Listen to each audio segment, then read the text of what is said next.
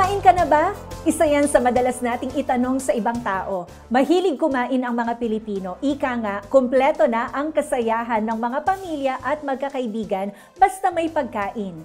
Kaya naman tungkol sa nutrisyon at sapat na pagkain ang sentro ng panibagong serye natin dito sa pagsusuri mula sa iyong FEBC Radio TV. Nakakalungkot ang lumabas sa pag-aaral kamakailan ng United Nations Children's Fund o UNICEF na halos 2 milyong kabataang Pilipino ang nakararanas ng food poverty. Sinasabi sa nasabing ulat na kulang sa uri at kalidad ang kinakain ng mga batang Pinoy. Ngayong buwan ng nutrisyon, tatalakayin natin ang usapin ng nutrisyon ng ating mga kabataan at ang mga hakbang ng pamahalaan patungkol dito. Ako si Heidi Bernardo Sampang nag-aanyaya para sa panibagong edisyon ng Pagsusuri. Suriin natin ang mga isyu ng bayan sa tulong ng mga eksperto. Unawain natin ang mga nagaganap sa liwanag ng salita ng Diyos. Ito ang Pagsusuri.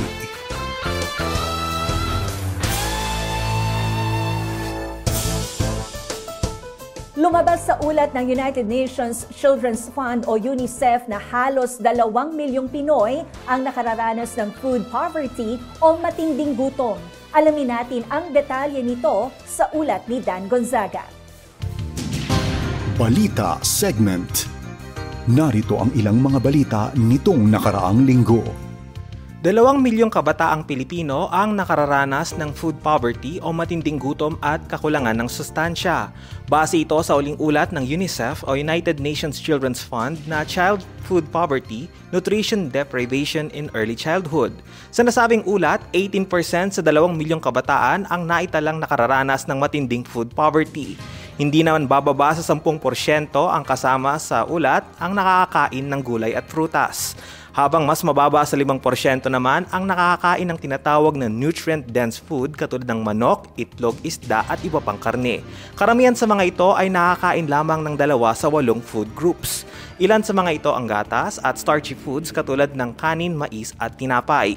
Kaugnay niyan, pinangangambahan naman ni UNICEF Representative to the Philippines o yung Sakhan Defev Norob na posibleng makaapekto sa pamumuhay, pisikal na paglaki at maging sa brain development ng mga kabataan ang kakulangan sa pagkain at nutrisyon.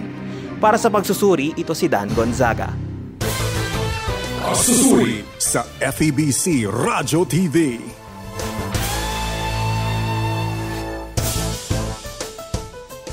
Patuloy kang nanonood at nakikinig sa programang Pagsusuri dito sa FEBC Radio TV. Maring balikan ang ating mga nagdaang episodes sa mga piling social media accounts ng ilang FEBC stations. Mabigat sa kalooban ang lumabas sa UNICEF study na milyong-milyong kabataang Pinoy ang nakararanas ng food poverty. Ano-ano kaya ang mga ginagawa ng pamahalaan para tugunan ang problemang ito? Yan ang ilalahad sa atin ngayon ni Department of Social Welfare and Development Assistant Secretary Irene Dumlao sa panayam ni Bishop Ruben Abante.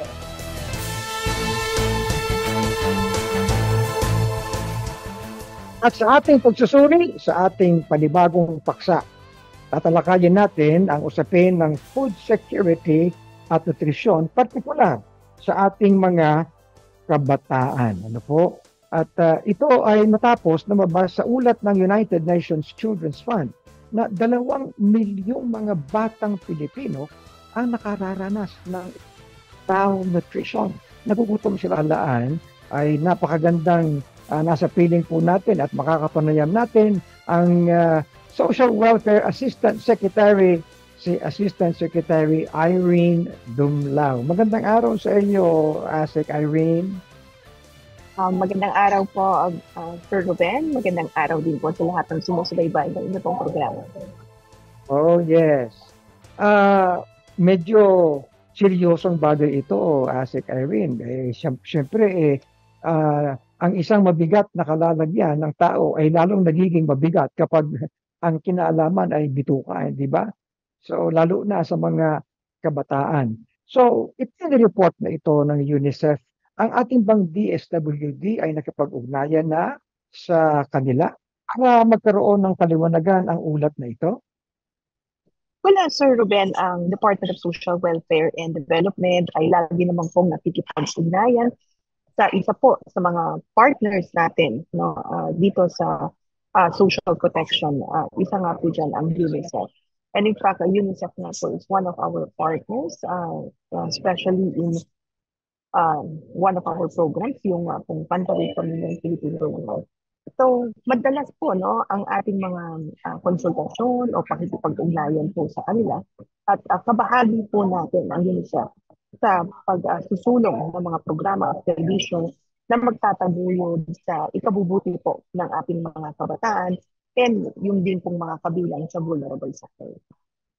Yes, ang maganda namang maalaman natin yan na kayo nakikipagtalastasan sa kanila. Pero alam mo kasi, iba ang dating kapag ang balitang ito ay nauulat galing sa labas. Ano po? Lalo na para bang ang itsura nagiging pabaya ang ating pamahalaan. Nagiging very concerning. Kahit ako, for example, 2 milyon, malaking factor yan at malaking datos yan. Isipin mo sa ating populasyon, ilan ang porsyento ng mga kabataan, hindi ba? Tapos 2 milyon. So, kayo naman ay may sariling datos bilang DSWD sa lahat ng bagay na ito. Well, of course, Sir Ruben, meron po tayong DSWD, National Household Targeting System for Poverty Reduction. Ito yung listahanan at ito yung basihan po natin sa pagtukoy kung sino po yung mga households na kabilang doon po sa pinakamahihirap. Gayon din po, tayo nakikipag-ugnayan po sa iba pang mga ahensya ng pamahalaan na meron din naman pong impormasyon or datos patungkol naman po sa mga individual o mga pamilya na nakakaranas ng gutom o malnutrition. Kung kaya nga po, sa pakikipag-ugnayan ng ating ahensya, tayo ay nakakapag-improve ng ating mga existing mga programa, kagaya nga ng Pantawid Pamilyang Pilipino Program, na kung saan ang basihan ng pagtukoy sa mga beneficiaries yan ay yung ating listahanan. And from there, natutukoy natin kung ano yung mga intervention na maaari natin ibahagi sa ating pong mga program beneficiaries in addition to what they are currently receiving. Alam naman po natin yung Pantawid Pamilyang Pilipino Program, which is an investment in human capital, particularly the education and health of our program beneficiaries, lalong-lalo na po sa mga children beneficiaries who are being monitored in this program. Gayon din po, sa listahanan, basehan din po natin yun sa pagtukoy ng pinakamahihirap na individual na pumapasok sa kategorya na food poor. Ito po ay batay sa ating datos, meron po tayong 1 million households na kabilang po dyan. At ito ang naging basihan din ng DSWD sa pag-implement naman ng Walang Gutom 2027 o the Food Stamp Program. Na ang layunin din yan, of course, ay i-reduce yung hunger incidence and malnutrition. So, yan po yung mga basihan ng DSWD sa pagtukoy ng mga beneficiaries nito.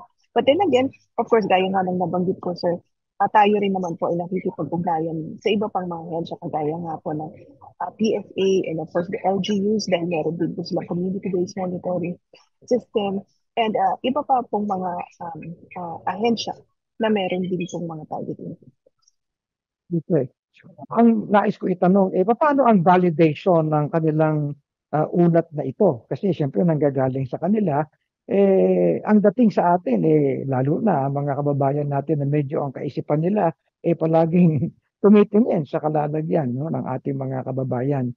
Na-define ba ng UNICEF kung saang-saang mga lugar ito at ano ang mga kalalagyan ng ating mga kabataan at kung paanong itinatawid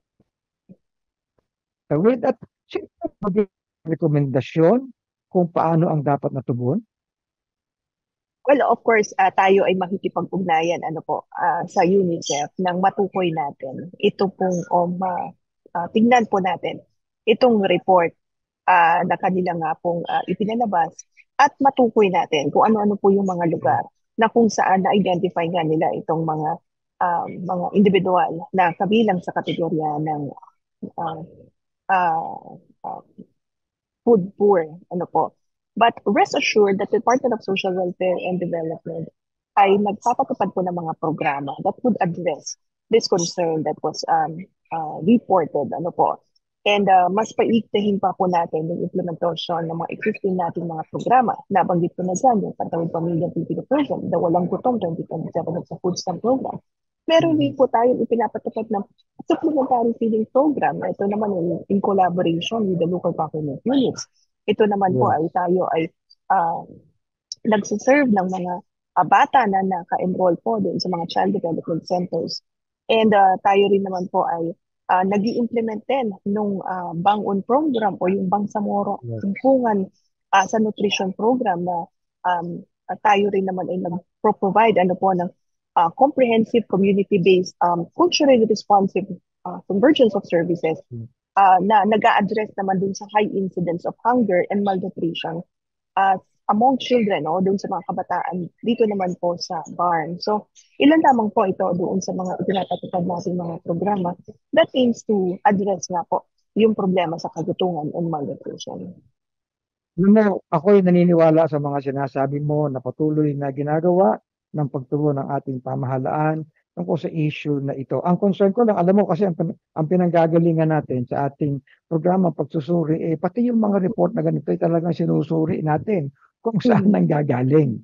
You know? Sapagkat ang ating kapaligiran, lalo sa social media, kapag mayroong umiikot ng mga ganitong balita, minsan hindi nakakatulong. Imbis na para bang magbigay ng report para matulungan tayo kung paano i-address, para bang nakabababa ng moral.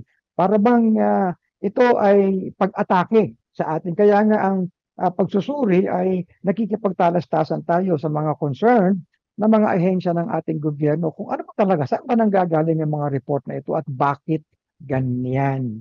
Okay? Well, yes, go ahead. Sir Ruben, on the part naman po, the Department of Social Welfare and Development, nakikita natin itong mga report na ito as opportunities. Opportunities for the government, for the department to ensure nga po na maayos yung pagpapatupad natin mga programa, to foster or strengthen yung mga collaborations natin or partnerships with various government agencies and the local government units. Nang sa gayon, matiyak natin na lahat ng mga beneficiaries ay ma-serve po natin and yung mga sektor ay, iba't ibang mga sektor ay ating pong masakop. Ito ay aligned din po sa mga isa sa mga principles ng social protection, which is inclusivity, na lahat po talaga mapasama natin sa ating mga programa. And gaya nga ng nabanggit ko, ang mga report na ito ay wini-welcome po ng ating ahensya. This drives our motivation to improve yung nga pong mga service delivery natin. Maganda. I'd like to commend you for how you are responding to my question on that. Very objective. Ang sabi mo ay ating tinitingnan at tinatanggap ang mga reports na ito, ang mga ulat na ito with objectivity. Para matulungan tayo mas maging effective pa. Okay. Now, para sa inyo naman, para sa inyo sa DSWD, saan bang area ang meron tayong severe, yung medyo mas mabigat na kalalagyan ng food poverty? Okay. Ano ang sektor ng ating lipunan, mga kabataan, at saan ito? Well, of course, gaya nga po ng nabanggit natin, mayroon kasi tayong basehan sa pagtukoy rin ng mga beneficiaries natin. And there were several indicators that were used para matukoy kung sino po ba yung mga individual o mga pamilya na kabilang nga po sa food poor sector. Ito nga po yung doon sa listahanan. Well, batay naman po doon sa isinagawa nga na pilot implementation noong Walang Gutom 2027. Na kung saan tayo ay nag-pilot implement ng programa sa Tondo, Manila, Parang Maguindanao, gayon din po sa San Mariano, Isabela, Garchitorena, Camarines Sur. And ito po yung mga natukoy natin na mga areas na kung saan may mataas na bilang ng mga food poor. But at the same time, nandito rin po yung bilang ng mga pinakamamahirap na maaaring ma-exacerbate yung kanilang mga economic conditions as a result of armed conflict or a result of disasters o gagaya nga po nung doon sa Dapa, Siargao, because it's a pilot implementation area as well. Nakikita natin na as a result of the Odette experience, itong mga island municipal o itong mga new yung mga malapit po sa dagat ay talaga pong isa sa mga maapektuhan kapag meron pong matinding bagyo. At yung pong mga individual o mga pamilya doon are, well, will likely be affected by any disasters or calamities. And yung pong kanilang sitwasyon, kung halimbawa sila na nga po ay ah, kumakain na lamang po nung minsan sa isang araw, eh, lalo pa pong ma-worsen yung kanilang pong situation if they are badly hit by a disaster. So, just to respond to the questions over there, scattered naman po sa ating bansa yung mga areas na kung saan meron po talaga mga itinuturing na food poor, but we're also looking at the situation in their current environments dahil yung mga vulnerabilities nila might be further increased as a result nga po of the situations affecting the area. Ito, you mentioned specific areas. Ito'y updated naman itong impormasyon na ito, no? Na updated to the point. Halimbawa, tayo'y umaahon ngayon sa period ng El Nino, hindi ba? So, kasama na ba yan sa identified na mga areas na mga naapektuhan ng El Nino? Well, yes. In fact, dun sa scale-up implementation po ng Walang Gutom 2027, in Mindanao, meron po tayo na doon sa bar. Meron din po mga significant number of beneficiaries that will be included there because based on the listahan na nakita natin na doon po sa lugar na yun, mataas din yung bilang ng mga households na kabilang nga po sa food poor. And at the same time, of course, dahil pinabanggit nila yun, naging vulnerable rin po siya at apektuhan nga po nitong naging El Nino phenomenon. Kung kaya nga po, sabi ko, yung mga kabilang doon sa mga hirap na pamilya, their situation have worsened as a result nga po of this disaster o itong climate change, the effects of the climate change, including nga po itong El Nino phenomenon. Okay. Kung doon sa ulat na sinasabi natin na hindi nakakakain ng iba't ibang mga food group ang mga kabilang sa yung mga nag-aaral. Ano ang pagkikipagtalastasan ng inyong ahensya sa Departamento ng Edukasyon at anong hakbang ang ginagawa ng ahensya in collaboration with DepEd? Oh, well, yes. Magandang nabanggit nyo rin yan, sir, dahil ito nga pong nabanggit ko, no, itong Walang Gutom 2027, yung food stamp program, isa po sa mga isinagawa natin na mga activities ay yung pakikipagpulong o yung pakikipagtalastasan natin sa Food and Nutrition Research Institute, gayon din po sa Department of Science and Technology, and of course yung mga international partners natin kagaya ng World Food Program. Dahil po dyan, natukoy natin na dapat itong ini-implement natin ng program, ini-ensure na yung mga beneficiaries natin nakakapag-consume ng masusustansyang pagkain. At batay rin to dapat doon sa Food and Nutrition Research Institute na pag-aaral. Na kung saan tinitiyak natin na dito sa programa na yung 3,000 pesos worth of food credits na ibinabahagi po natin sa ating mga beneficiaries, makukonsume po iyan to purchase carbohydrate-rich foods, kagaya po ng biga o ng kanin at tinapay. Yeah. And a portion of what we're receiving should also be consumed for protein, no? Kagaya po ng chicken o ng pork. Yeah. And of course, meron certain percentage na dapat din po para sa mga gulay, sa prutas, sa oil, no? And of course, yung mga iba pang kanilang mga pangangailangan. So, isa po yan doon sa mga naging hakbangin natin para ma-address na po yung problema doon sa kagutuman and malnutrition. And in addition to that, aside from sinasabi natin na dapat i-consume lang ng mga beneficiaries natin using their food credits, yung nasa food basket, tinuturuan din po natin sila sa pamamagitan ng kanilang attendance to the nutrition education sessions na mag-prepare ng masustansya, mura, at masasarap na pagkain. So iyan po isa sa mga conditions na kinakailangan po ma-comply ng ating mga program beneficiaries para po matanggap nila itong food credit, itong assistance na binabahagi natin under this program. Ibig sabihin, ang programang ito ay hindi lang distribution ng mga food stamps, ngunit tinitingnan niyo pa kung anong uring pagkain, kung gaano ka-nutritious ang iniaabot sa dapat na beneficiaries ng programang ito. Okay? At nasisiguro ng inyong ahensya na tama ang kanilang kinakain.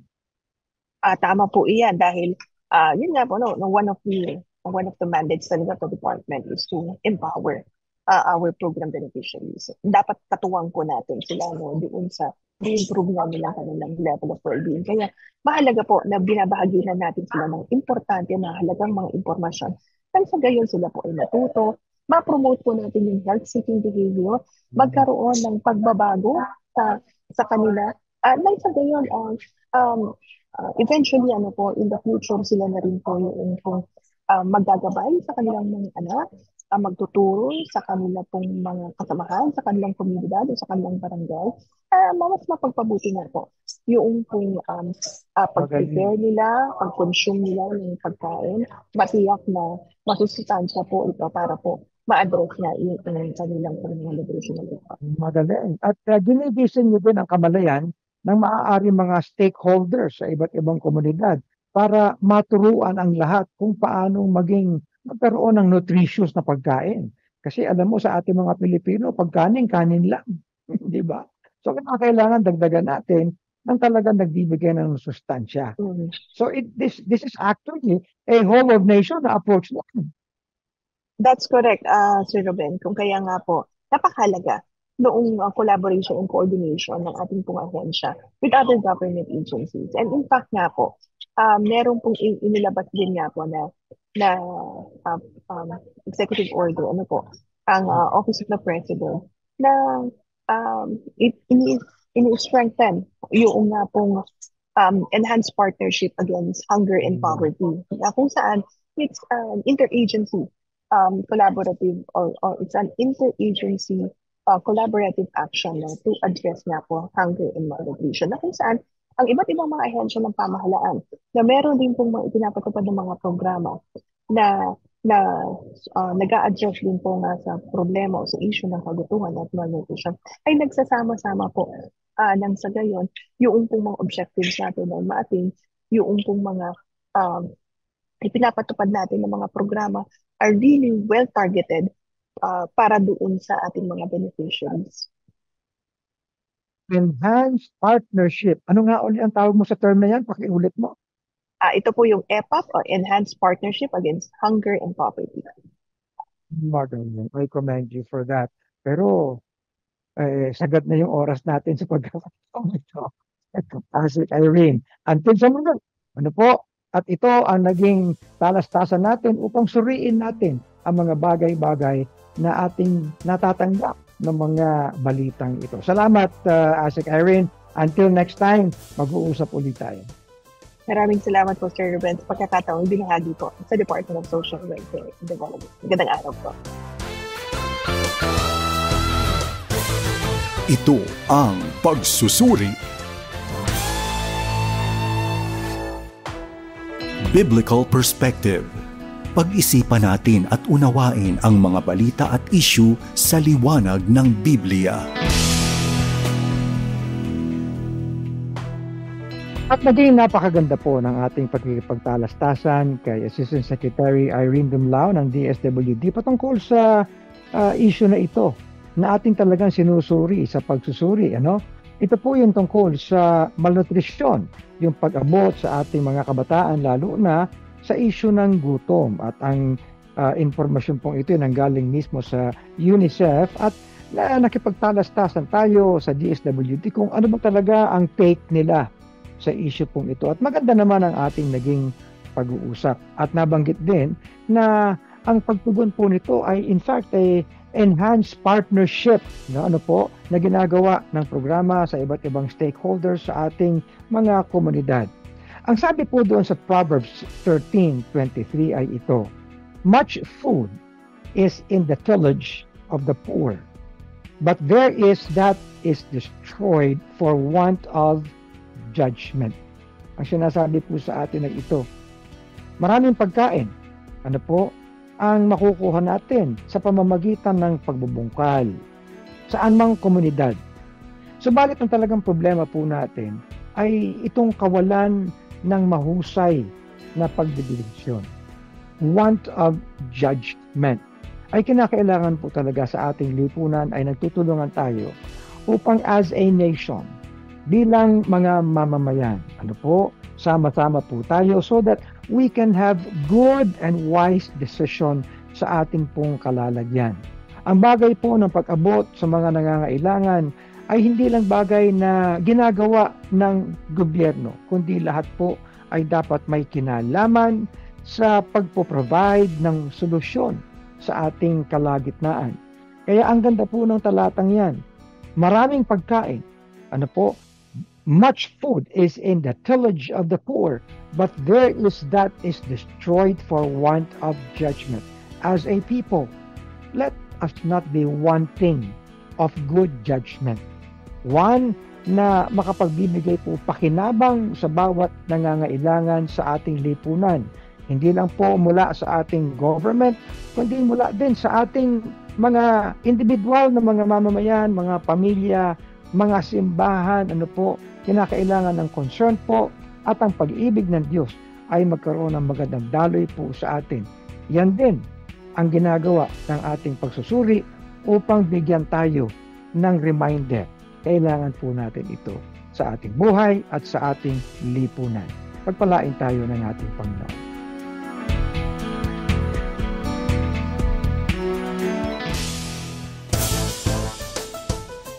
Tiniyak sa atin ng pamahalaan, partikular ng DSWD or ng Department of Social Welfare and Development, ang pagtugon nila sa maraming mga batang nakakaranas ng matinding kagutuman.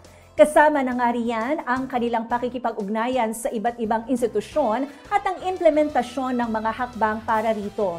Ito ay para hindi lamang matiyak na sapat ang pagkain ng mga kabataan, kundi may sapat ding sustansya. Maraming kinakaharap ang pamahalaan na hamon sa ating mga kabataan at isa na nga rito ang kanilang kailangan na dapat na matugunan. Sa pangalan ni Bishop Ruben Abante, Dan Gonzaga at ng ating buong pangkat, ito si Heidi Bernardo Sampang hanggang sa susunod nating pagsusuri.